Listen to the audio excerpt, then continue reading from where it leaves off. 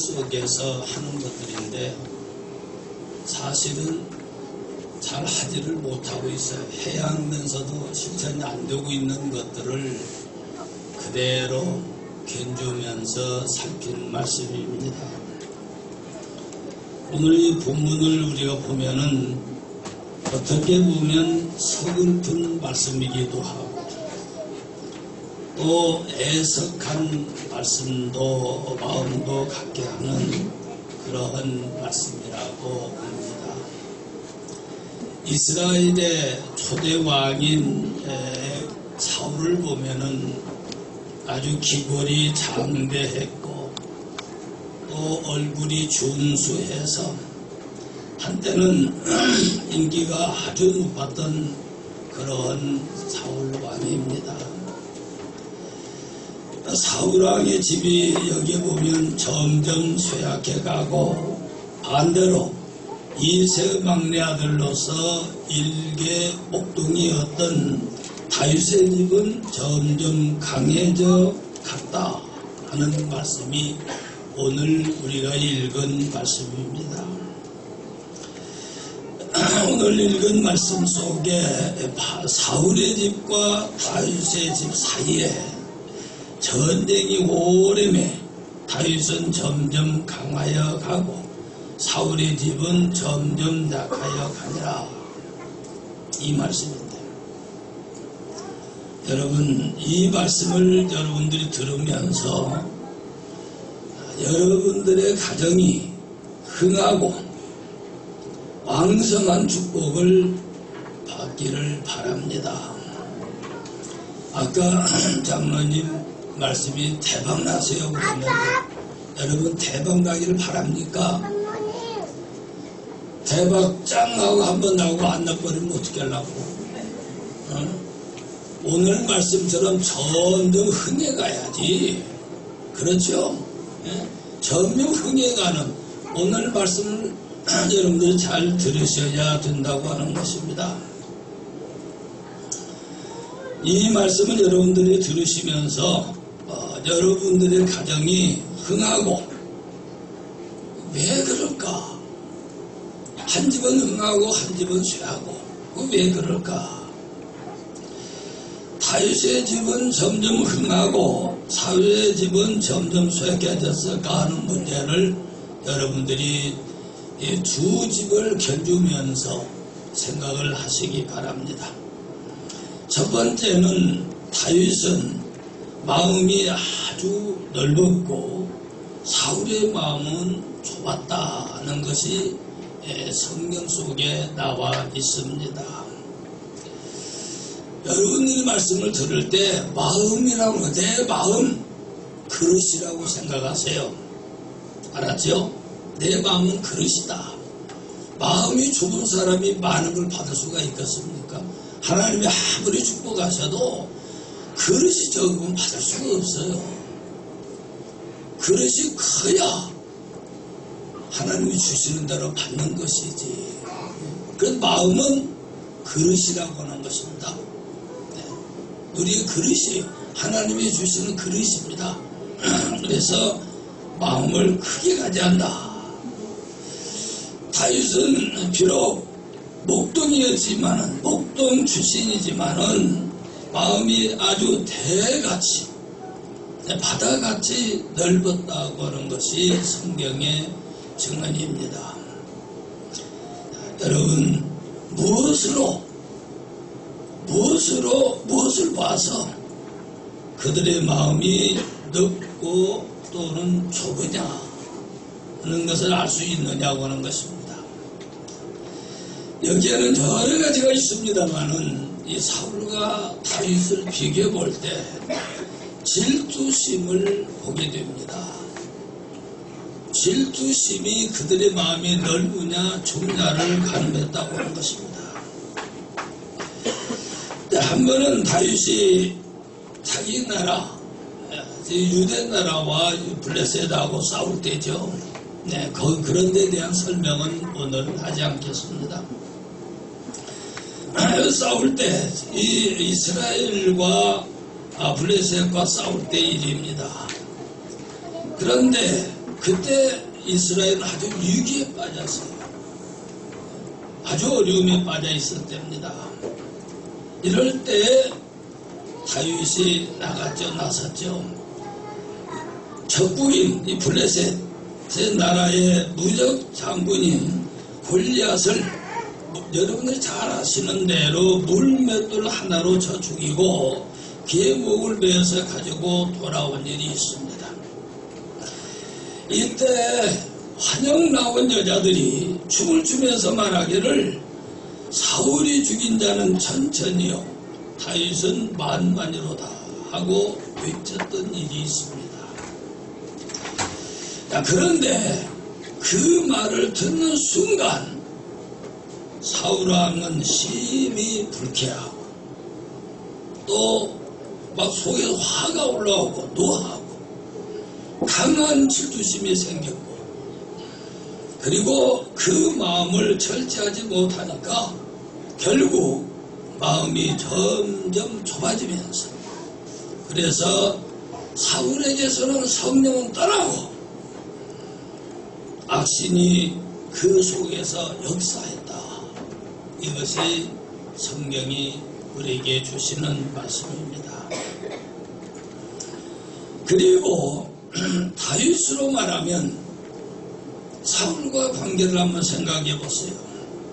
다윗은 국가적으로 보면 구국공신이고 사울왕 자기에게 비하면 사위의 딸의 남편이니까 사위죠. 그런데도 사울에게 이 마음속에 악신이 들어가니까 다윗을 죽이려고 하는 것입니다. 계속 쫓아다니는 것입니다. 죽이려고. 그러나 다윗은 마음이 넓기 때문에 사울을 죽일 기회도 여러 번 있었지만 죽이지 아니했다고 하는 것입니다. 하나님께서 이 다윗의 생각이에요. 하나님께서 기름 부어 세운 왕이기 때문에 내가 손을 댈 수가 없다.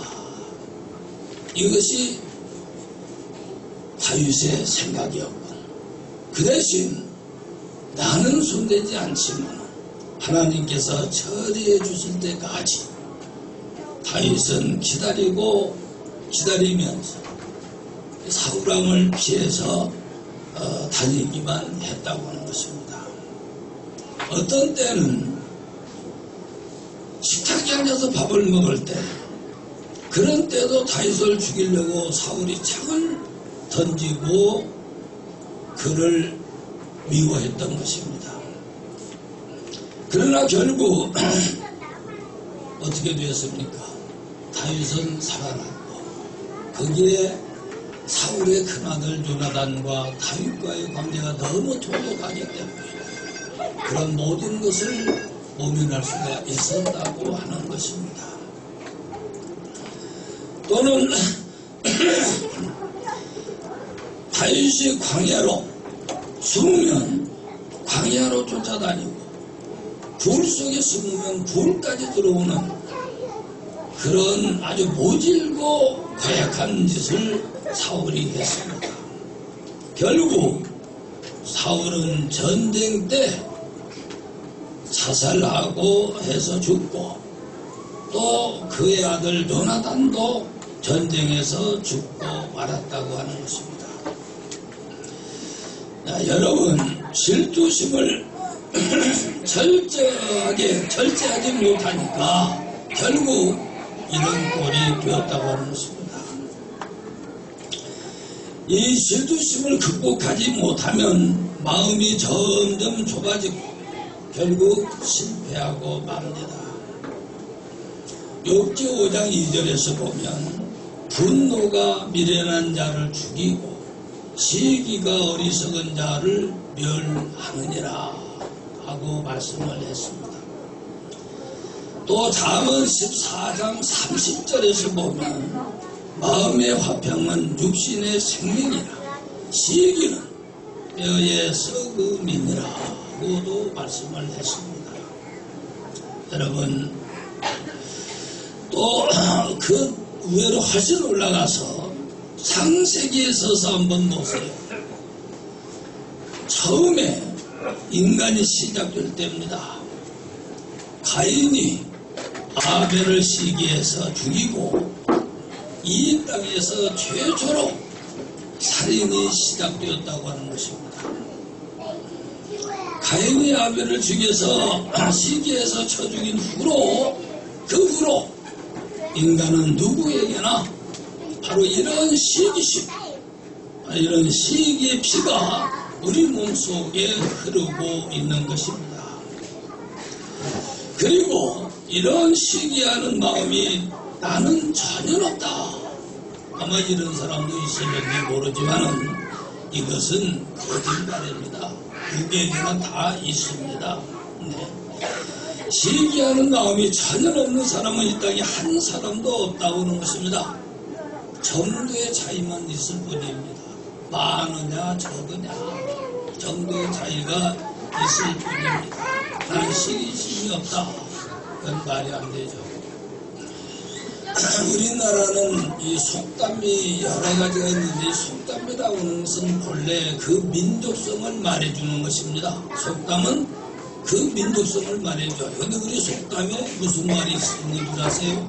사돈의 논사는 배가 아프다고 그랬어요. 딴 사람도 아니고 사돈의 논사는 왜 배가 아파? 잘했다고 칭찬해줘야 될 아니요?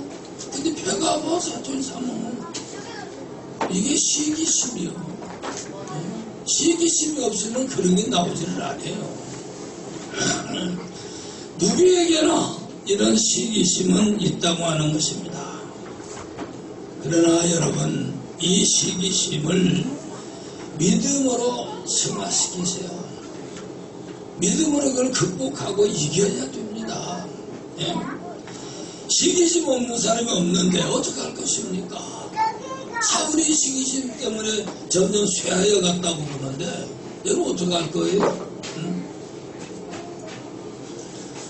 오히려 박수를 보내고 칭찬하는 마음으로 바꿔서 살아야 할 것입니다. 대체로 보면요, 시기심이 누구나 다 있다고 하지만은 특별히 보면은 칭찬받는 사람들 또 존경받는 사람들이 훨씬 더 시기심이 많다고 하는 것입니다. 칭찬받고 존경받지 않는 사람은 늘 그냥 그런 것이니까 하고 보통 지나갈 수 있지만, 칭찬받는 사람들 늘 칭찬만 받고 존경받는 사람들은 자기가 제일 위인 줄 알고 그렇게 살기 때문에 잘못하면 시기심이 굉장히 발동한다고 하는 것입니다. 성경에서 보면 예수님 낭시를 특히 보면은 서기관들 또 바리새인들이 그 당시에는 아주 존경을 받는 랍비에 속한 그런 사람들이었어요. 그런데 예수님이 오셔서 사람들에게 엄청난 인기가 있었거든요. 예수님이 가시는 곳마다 수만 명씩 따라다니는 것입니다. 이렇게 예수님이 오셔서 인기가 올라가고 있으니까 그것을 시기해서 결국 그들은 십자가에 못 박아 예수님을 죽이고 말았다고 하는 것입니다. 또 창세기에서 보면은 여러분들이 잘 아시는 요셉이, 야곱의 아들 요셉이가 아버지의 사랑을 독차지하니까 그의 형들의 시기를 받았죠. 시기를 샀죠. 그 요셉의 형들이 아버지의 사랑을 독차지하는 요셉을 보다 못해서 시기해서 죽이려고도 했고, 종래는 애굽 상인들에게, 상도들에게 은이십에 팔아버리고 말았습니다. 그리고는 요셉의 옷을 벗겨서 찢어가지고 양의 피를 바르고 요셉이는 죽였다 하고 자기 아버지에게 거짓말을 했던 것입니다. 여러분, 시기심은 누구나 있습니다. 그러나 그런 시기하는 마음이 일어날 때, 그럴 때마다 우리는 기도로서 해야 됩니다. 만일에 극복하지 못하면 사람들 앞에 하나님은 그만두고 사람들 앞에 치사한 사람이 되기 쉬워요. 이 시기심 때문에 사람들 앞에 아주 치사한 사람이 됩니다. 그러면 쓰겠습니까? 또 사울같이 쇠하기가 쉽다고 하는 것입니다.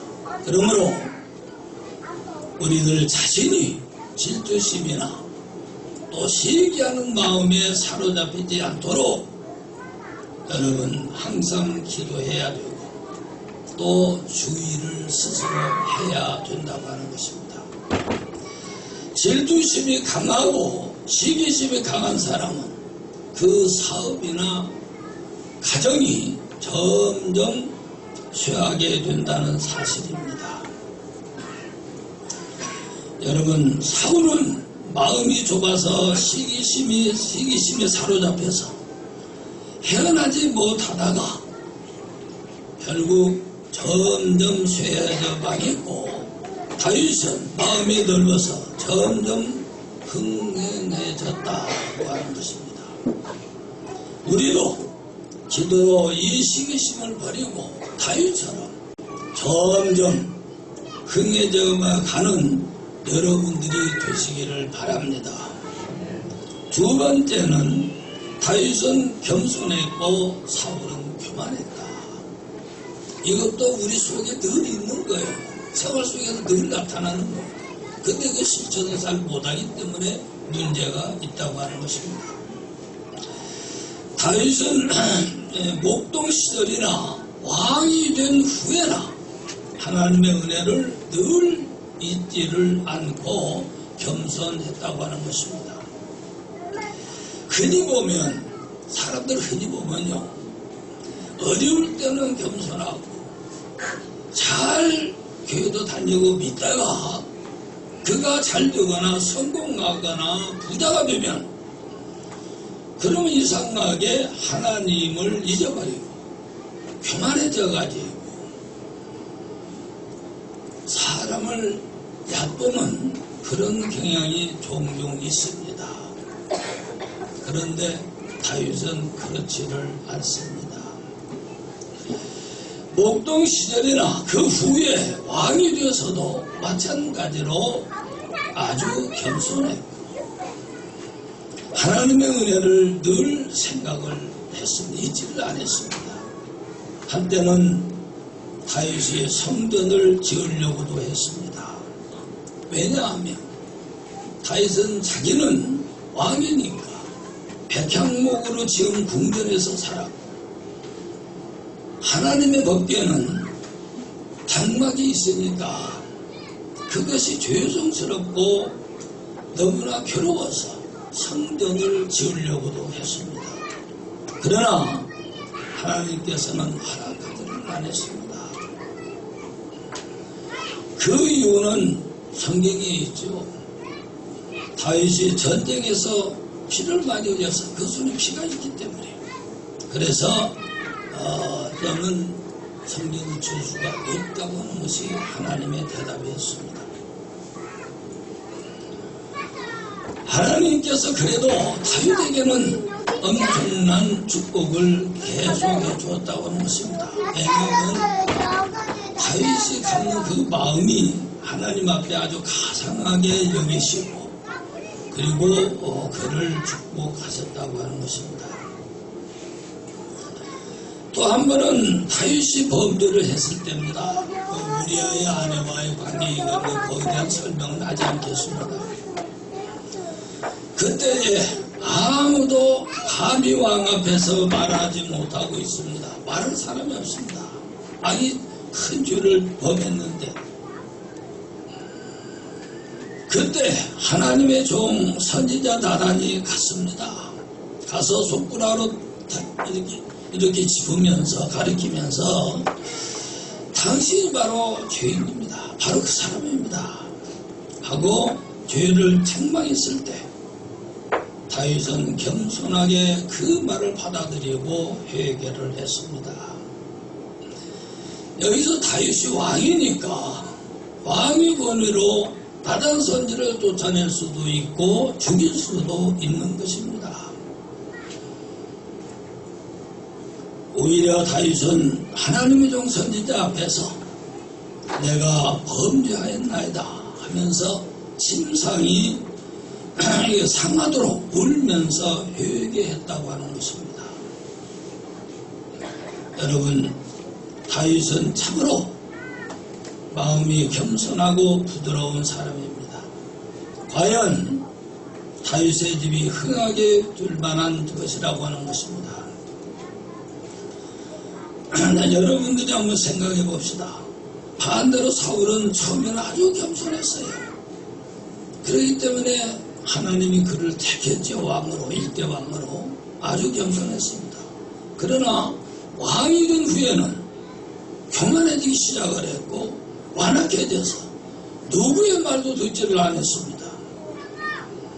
다윗은 무명의 선지자인 나단이 와서 손가락질하면서 당신 말의 죄인이라고 할 때에 그 말을 듣고 받아들이고 회개를 했는데, 사울은 여러분들이 아시는 대로 사무엘 상하서를 기록한 썼던 그 대선지자인 사무엘의 간곡한 권면에도 끝까지 고집을 부리고 변명하면서 회개하지를 않았다고 하는 것입니다.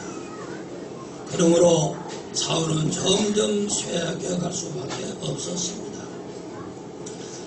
또 사무엘상 15장 13절에서 보면은 거역하는 것은 사슬의 죄와 같고 완등하는 것은 사신 무상하게 절하는 죄와 같음이니라.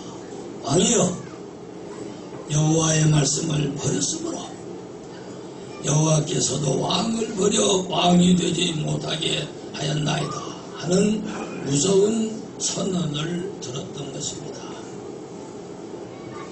여러분, 다윗은 겸손해서 점점 흥하여 가고 사울은 교만해서 점점 쇠하여졌습니다.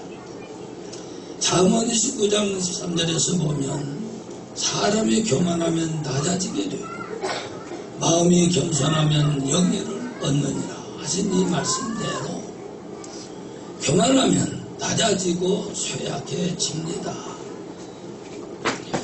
여기서 이 거만 이 얘기를 하다 보니까 제 생각이 나는데, 여러분들에게 하나 물읍시다. 여러분들 저를 보세요. 저를 보세요. 얼굴 들고 보세요. 제가 겸손하게 생겼습니까? 거만하게 생겼습니까? 대답해 보세요. 괜찮아요. 거만하게 생겼지? 그 말 많이 들어요. 그런데 사실은 내가 굉장히 부드러운 남자예요. 저는 텔레비전을 보면 하루 종일 울어. 아니, 그건 사실이에요. 누가 운다 소리만 들어도 눈물이 나. 마음이 거만하면 그런 짓을 할 수 있습니까? 그런데 생긴 거 어떻게 할 거예요? 내가 거만한 것이 아니라 우리 어머니 아버지가 그렇게 만들었어. 내 책임 아니여. 내가 네 얼굴 만들 수 있다니? 우리 어머니 아버지가 만든 거지. 나는 사실은 부드러운 사람이에요. 싸우지를 잘 않습니다. 누가 죽인다고 해도 웬만하면 그냥 참고 말아요. 다투지도 잘 않습니다. 그냥 져주고 말아요. 여러분, 이기는 사람과 져주는 사람과 누가 용기 있는 사람입니까? 그렇게 부르니까 져주는 사람이겠지. 져주는 것이 엄청나게 어려운 거예요. 이기는 것보다 배가 더 힘드는 겁니다. 져주기가. 정말 어려운 것이 져주는 거예요. 자식은 이기려고만 하고 부모는 져주려고만 하잖아. 자식이 져주려고 하는 자식 봤어요? 거의 없어요. 여러분들도 이 겉모양만 보고 사람을 판단하지 말고 사귀어보면 여러분들의 마음을 전달할 수 있을 것입니다. 제가 만약에 이렇게 여러분들이 보시는 저는 거만했다면 동강교회를 개척도 못하고 동강교회를 키워놓지도 못했을 것입니다. 그런데 이 동강교회는요, 남원에 있는 동강교회는 제가 27년 동안 개척을 해서 성장을 시켰는데 그 교인들은 절대로 반항하지를 않습니다. 제가 그렇게 가르쳤어요. 그렇게 하지 않도록. 그래서 그 교인들은 지금도 제가 가면 말하면 법으로 알아요. 한 번도 어긴 일이 없어요. 그만큼 그들은 왜냐하면 같이 살아보니까 목사가 거만한 것이 아니거든. 알아요? 살아보지 않을 때는 거만하게 보이는데 살아보니까 아니란 말이에요. 그러니까 그렇게 좋아하는 거예요. 지금도 가면 그냥 난리지. 근데 안 가요. 제가 가면 지금 와 있는 목사가 일을 못하니까 그가 부목사밖에 더 적었어요. 내가 가면 예배 드리면. 그래서 안 갑니다. 그렇게 오라고도 안 갑니다. 같은 시내에 살면서 안 가죠. 이거 왜 안 가냐고 그러는데 안 가요. 새로운 사람이 일할 수 있도록 해줘야 할 것 아닙니까? 내가 도와줘야죠. 일을 못하게 하면 심했어요. 그래서 가지를 않습니다. 여러분들 마음속에 정말 부드러워야 돼요. 겉으로는 아무리 거만하게 생겼어도 마음이 부드러우면 그건 부드러운 것입니다. 여러분들에게서는 오늘 다윗과 같이 마음이 겸손하고 부드럽고 매우 부드러워서 흥하는 집, 흥하는 사업체를 여러분 만들어 가시기를 바랍니다. 세 번째는 다윗은 용서의 사람이었고 사울은 복수심에 불타는 사람이었습니다. 다윗의 마음은 아까 첫 번째 말씀대로 바다같이 넓어서 남의 잘못을 용서하는 사람이었습니다. 말하자면 다윗은 전쟁은 이겼지만은 사람과 대할 때는 이기려고 하는 사람이 아니었다고 하는 것입니다. 다윗의 이제 아들 압살롬이 아버지를 반역하고 지가 왕이 되려고 아버지를 죽이려고 할 때 그렇게 했어도 다윗은 압살롬을 용서해 주셨고 또 한때는 시므이라고 하는 신하가 반역을 해서 죽이려고 했어도 다윗은 그를 용서하고 또 그를 받아들였다고 하는 것입니다. 당장 죽일 수도 있죠. 그래도 죽이지를 않았다고 하는 것입니다. 또 다윗이 전쟁에서 승리하고 돌아올 때도 길가에 엎드려서 용서해달라고 할 때도 넓은 마음으로 용서해주고 복수하지를 않았습니다. 그런데 그렇게 할수록 다윗의 집은 점점 흥황에 갔다고 하는 것. 복수하려고 이기려고 했던 사울은 점점 쇠약해졌다고 하는 것입니다. 여러분들이 여기를 생각을 잘 하셔야 됩니다. 또 다윗이 엔게디 굴속에 있을 때입니다. 거기 있을 때는 또 십광야라고 하는 데서 그 광야에서도 있었을 때인데 그때도 사울을 죽여서 복수할 기회가 있었습니다. 충분히 죽일 수가 있었습니다. 그러나 다윗은 사울의 옷자락만 다르고 사울에게 복수하지를 않았어요. 그런데 사울은 마음이 좁고 점점 악해져서 걸핏하면 사람을 파리 목숨처럼 죽였고 심지어는 성경에 보면 하나님의 종인 제사장까지 죽였다고 했습니다. 여러분, 용서의 사람 다윗은 점점 흥황해졌고 복수의 사람 사울은 점점 쇠약해져 갔습니다.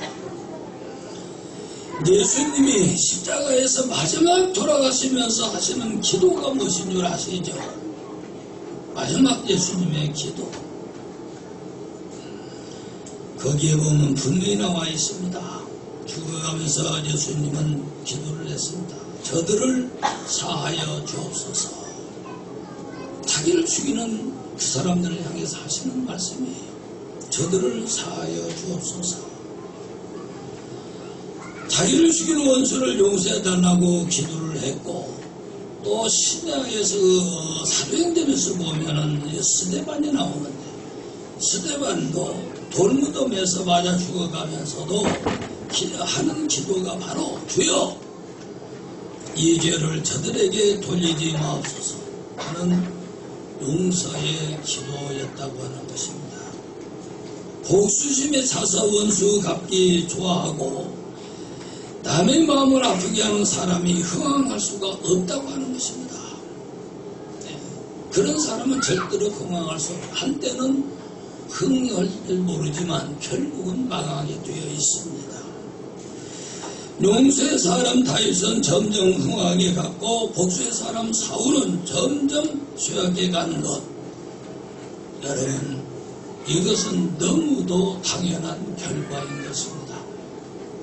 마지막으로 말씀을 드리면 여기가 이제 가장 더 중요한 말씀이 속에 있습니다. 다윗은 하나님과 함께 하셨고 사울은 하나님의 떠난 사람이었어요. 마음이 좁고 복수심에 불타고 시기심을 이러니까 결국 하나님이 그를 떠났다고 하는 것입니다. 그러나 그걸 넓게 용서하고 받아들이고 그러면서 하나님의 사랑을 실천하는 다윗은 하나님과 함께 하셨어요. 결국 그 결과였습니다. 아마도 이것이 가장 큰 원인이 되는 것 같습니다. 사무엘하서 5장 10절에서 보면 만군의 하나님 여호와께서 함께 하시니 다윗이 점점 강성하여 가니라 하고 분명히 기록을 하고 있습니다. 여러분, 마음이 넓고 겸손하고 부드럽고 용서하는 사람 다윗에게 하나님이 함께 하시는 것은 너무도 당연한 것입니다. 다윗이 하나님께서 늘 함께 하셨기 때문에 점점 강성해졌고 어디를 가든지 무엇을 하든지 형통의 은혜를 받을 수가 있었습니다. 하나님은 다윗을 존귀하게 만들었어요. 다윗의 그런 행적을 보시고 또 창세기에서 보면은 요셉도 마찬가지예요. 애굽에서 머슴살이 할 때나 감옥살이 할 때나 총리 대신이 되었을 때도 하나님이 함께 하셨다고 그랬어요. 그렇기 때문에 점점 그런 흥에 갔던 것입니다. 그러나 사울은 하나님의 말씀에 불순종해요. 하나님의 종의 말씀도 귀담아 듣지도 않았고 교만해서 복수심만 불타있어. 또 회개하지 않았기 때문에 결국 하나님께서 그를 버리고 떠나셨다고 하는 것입니다. 그런 결과로 점점 소약해져 가다가 비참하게 그는 멸망하고 말았습니다. 여러분, 어쨌든지 순종하시고 하나님 편에 서셔서 하나님이 함께 하시는 임마누엘의 사람이 되십시오. 이보다 더 큰 축복은 없습니다. 우리에게 가장 무서운 벌이 무엇인 줄 아세요? 우리에게 가장 큰 벌, 죄. 죄가 벌이 무엇인 줄 아세요? 알지만 네가 묻는다고 내가 대답하겠냐고 딱 다물고 있네. 하나님이 떠나는 거예요. 알았어요? 가장 큰 벌입니다. 아무리 어려워도 하나님 함께 하시면 이겨나갈 수가 있거든요. 그런데 아무리 잘 되는 것 같아도 하나님이 떠나시면 어떻게 됩니까? 신약에서 뭐라겠죠? 그것도 아는 것인데 여러분들이 기억을 잘 못하고 얼른 물으니까 대답을 못하는 건지 도살은 날에 살찌게 하도다. 알았어요? 도살은 날에 살찌게 한다고 말이에요. 무서운 말인지 하나님을 따르면.